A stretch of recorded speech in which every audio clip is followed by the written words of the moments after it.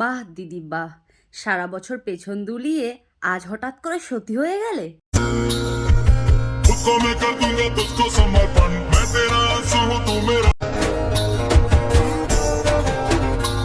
ও বাবা, বিশাল ভক্তি দেখাচ্ছ। একটা কথা কি জানো তো, অতি ভক্তি চোরের লক্ষণ।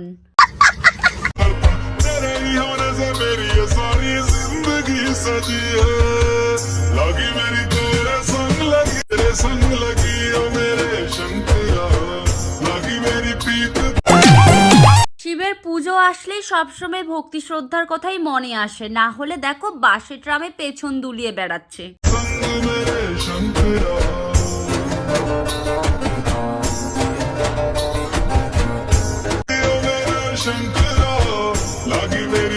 সত্যি বলছি, এদের এত ভক্তি দেখলে না আমাদের ভক্তি দেখাতে ঠাকুরকে লজ্জা করে।